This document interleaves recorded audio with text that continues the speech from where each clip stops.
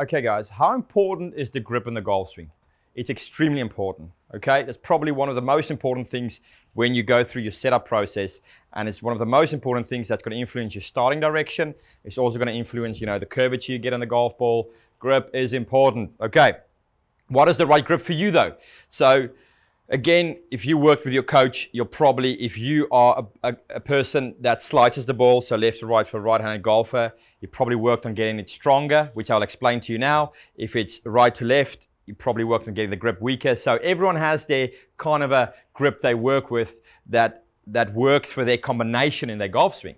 Okay, so what I'm going to show you now, I'll first show you the kind of a standard golf grip that will pretty much work for most of the golfers out there, and then I'll explain to you a weak and a strong grip and how it will affect your starting direction, curvature, and also club face. So what I'm going to show you first is one of the standard grips that I use with most of the beginners when they come with me for one of their first lessons, and this grip will pretty much suit most of the players. Okay, so what we want here is one, we want the club face pointing at the target. I have the club down on the ground. I'm going to put my hand so you can see my hand can actually tilt up and down. I want my hand to tilt down a little bit so you can see my hands bowing down.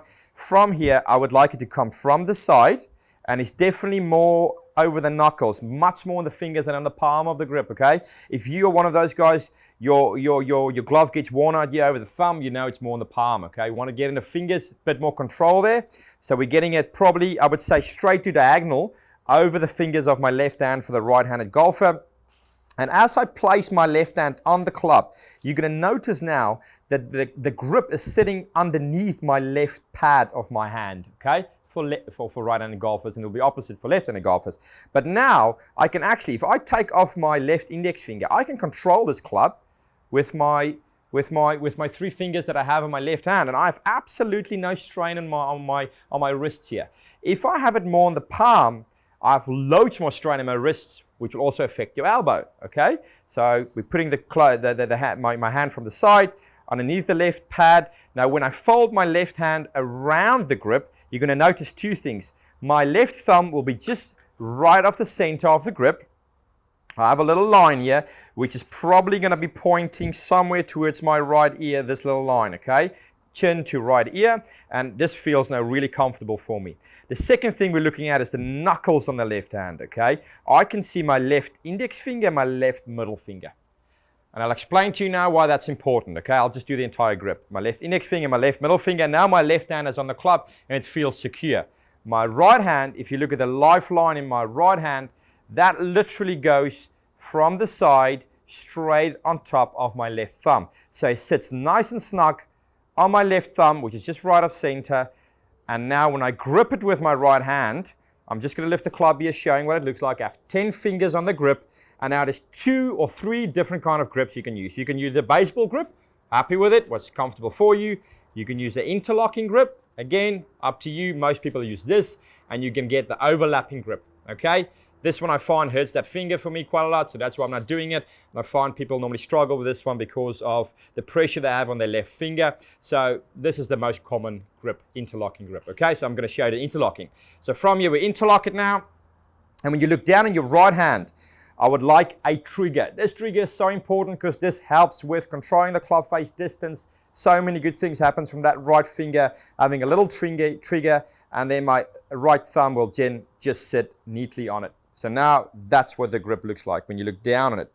Two knuckles, right hand sits on my left thumb, and we're good to go. Okay, that's the standard grip. Now what I would like to explain to you next is how the club head gets affected when I change my grip. Now, from this position, if I take my left hand and I roll it over, and I take my right hand and I put it underneath the club, so I'm seeing about 5 knuckles on my left hand. My right hand is way under. Look what happens to my club head now.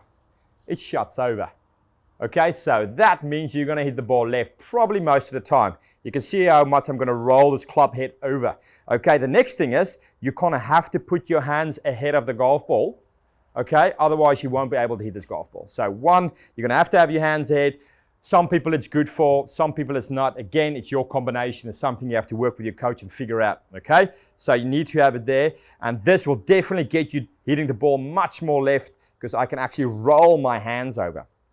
Now, someone that's too strong, meaning a lot of knuckles in the left hand, right hand way under, needs to do the opposite.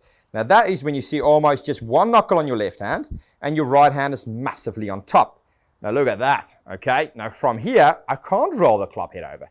This is going to cause the club face to open more, okay? So for someone who rolls the club a lot over that way, that's fine. We need a weak grip. You can't have the other one, okay? You're going to have to hold it a little bit. So with a weak grip, that is going to be more person that rolls the club over. Again, if it's your combination, perfect. Everyone has their own little way of working the grip that works with their swing, that gives them a certain ball flight. But all I'm trying to tell you guys today is stronger grip will definitely get the ball starting more left, and a weaker grip, much more on top, tendency is to get the more ball going more right.